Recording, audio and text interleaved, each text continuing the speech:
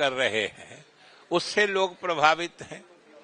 और एक तो ये बात है, तो सबसे तो पहले जो हमारे अध्यक्ष जी ने हमारे नए और नौजवान साथियों का पार्टी में स्वागत किया है, हम भी अपने सभी साथियों के साथ आज जो लोग शामिल हो रहे हैं उनका भी हम स्वागत करते हैं और अभिनंदन करते हैं।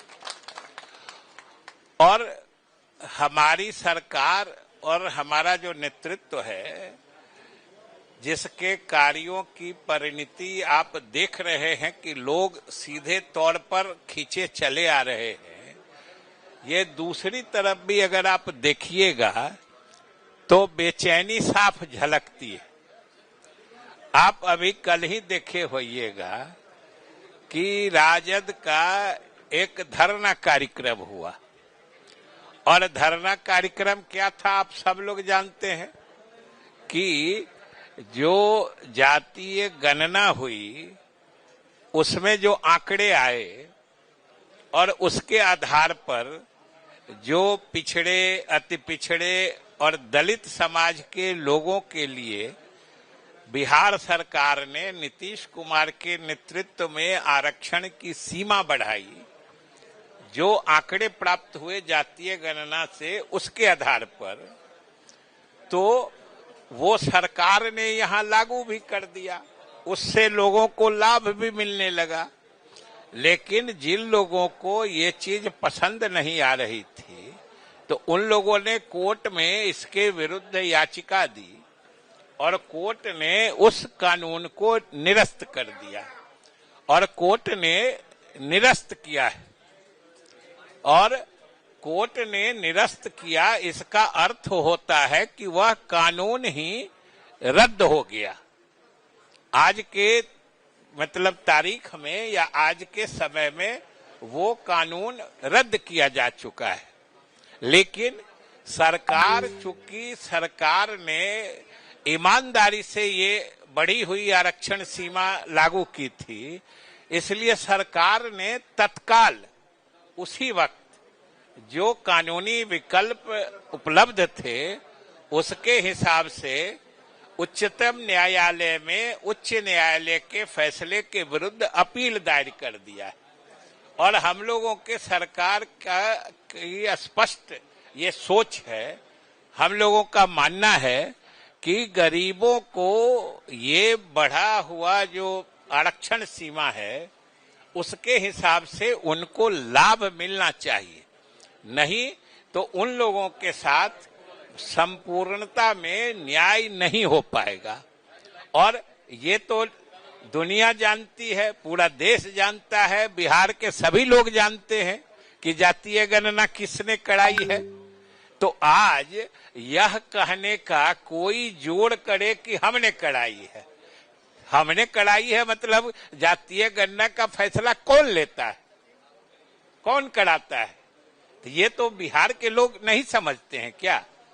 और ये तो वही बात है कि जातीय गणना हो गई और उससे प्राप्त आंकड़े के आधार पर आरक्षण की सीमा बढ़ा दी गई और बिहार सरकार ने लागू भी कर दिया। बिहार के गरीबों को उसका हक मिलने लगा था, लेकिन न्यायालय ने कानून निरस्त कर दिया है। हम लोग उसके खिलाफ भी उच्चतम न्यायालय गए हैं। और साथ ही हम यह भी बता देना चाहते हैं कि जिसी वक्त ये बिहार विधायिका ने बिहार सरकार या मुख्यमंत्री द्वारा प्रस्तावित इस कानून को पास किया, तत्काल मुख्यमंत्री ने केंद्र सरकार को पत्र लिख के इस कानून को 9वीं अनुसूची में शामिल करने का अनुरोध भी भेज दिया। तो ये सरकार इस मामले में कदम उठा चुकी है। लेकिन आज के तिथि में जब वो कानून ही नहीं है तो 9वीं अनुसूची की बात कैसे की जा सकती है। और ये बात अभी जो पिछला विधानसभा सत्र था, जो मॉनसून सत्र था, उसमें भी एक हमारे साथी ने, विपक्ष के साथी ने विधानसभा में ये प्रस्ताव लाया था।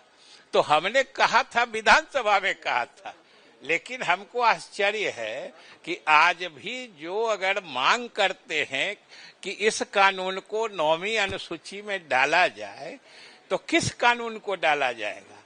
आज तो वो कानून ही रद्द है। तो सबसे पहले समझने की ये बात है, और हम लोगों की कार्य योजना ये है, मुख्यमंत्री नीतीश कुमार की सोच ये है कि हम सुप्रीम कोर्ट गए हैं और बिहार सरकार पूरी उम्मीद में है कि सुप्रीम कोर्ट न्याय करेगा, और बिहार सरकार ने जो गरीबों के हित में आरक्षण सीमा बढ़ाने का फैसला किया है, सुप्रीम कोर्ट उसको बरकरार रखेगा या फिर से बहाल कर देगा। हम ये सोच लगा के बैठे हैं, और जब बहाल हो जाएगा मतलब हमारा कानून फिर से जीवित हो जाएगा, तब फिर उसके 9वीं अनुसूची में शामिल करने की कार्रवाई के लिए हम लोग बात करेंगे। जिस समय कानून बनाया उस समय भी हम लोगों ने 9वीं अनुसूची में उसको शामिल करने की बात की। आज तो कानून ही रद्द हो गया है, और सुप्रीम कोर्ट से हम लोग उम्मीद लगाए हैं कि कानून बहाल कर दे उच्चतम न्यायालय, फिर हम लोग उसके 9वीं अनुसूची में शामिल करने की भी बात करेंगे, चूंकि हम पहले भी कर चुके हैं। तो आज के समय में इस तरह की बात करना, ये तो हम आप ही लोगों से के माध्यम से बिहार के जनता के अदालत में ही बात रख रहे हैं कि ये क्या है, ये गरीब की हमदर्दी है कि हमदर्दी का ढोंग है। ये तो सीधे समझने की बात है। इसलिए सारे लोग समझ रहे हैं, और जातीय गणना किसके नेतृत्व में हुई है ये भी सारे लोग जान रहे हैं कि 2019 में ही, ये 19 में और 20 में संयोग से उस समय मैं विधानसभा का अध्यक्ष था, मुख्यमंत्री नीतीश कुमार जी के प्रस्ताव पर ही हम लोग तो 23-24-22 से शुरू हुआ, 22-23-24 में आके जातीय गणना हुई, उसके आंकड़े आए।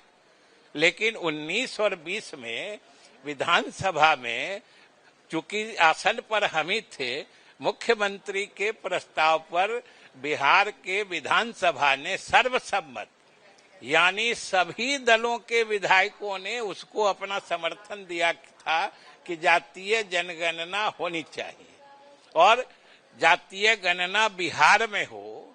इस संबंध में भी सरकार ने फैसला लिया और हम लोगों ने अपने स्तर से कराया।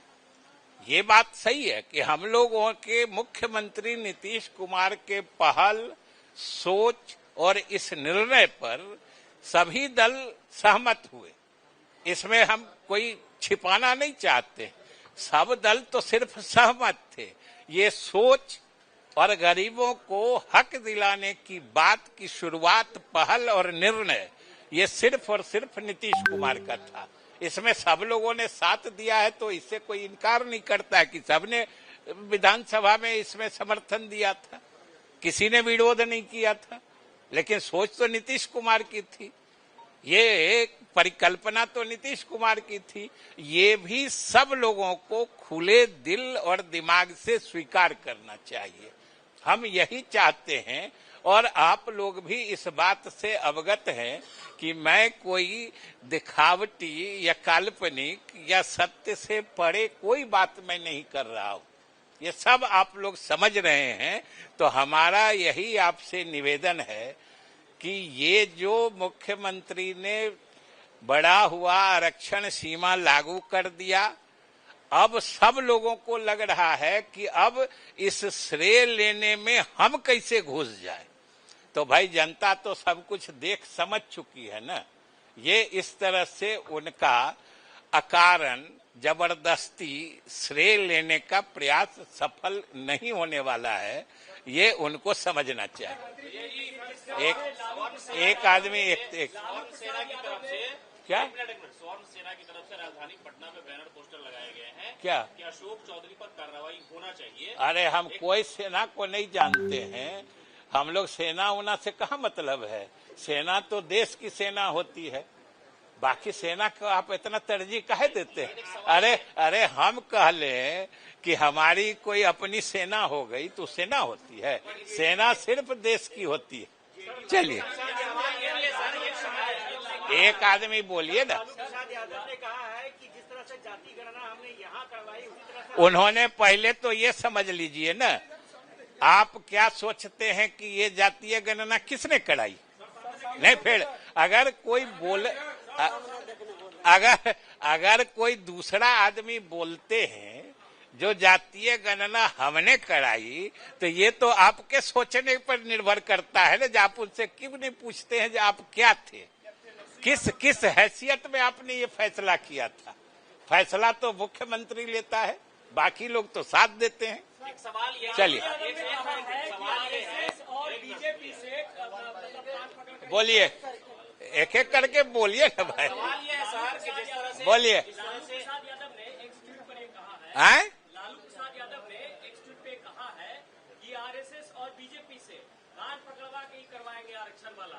अभी वो लौटे तो वो कहे हैं, तो आप न समझिए आज तक ऐसा कभी कोई कर पाया है ये सब। अच्छा, एक चीज हम आप लोगों से भी आग्रह करेंगे कि कोई अगर इस तरह की बात जो आपकी भी समझ में आए कि ये संभव नहीं है, उसको कृपया आप भी तरजीह नहीं दीजिए। अब किसी को सेना बना देते हैं, भाई सेना तो हम लोग देश की जानते हैं, और तो कोई दूसरा सेना होता नहीं। आपको आज तक कहीं उदाहरण मिला है 18-20 साल के इतिहास में जो नीतीश कुमार कभी किसी के दबाव में आज तक आए हैं? आज तक सुना है? नीतीश कुमार झुकते टिकते नहीं है, वो अपने सिद्धांतों पर और अपने तबीयत की राजनीति करते हैं।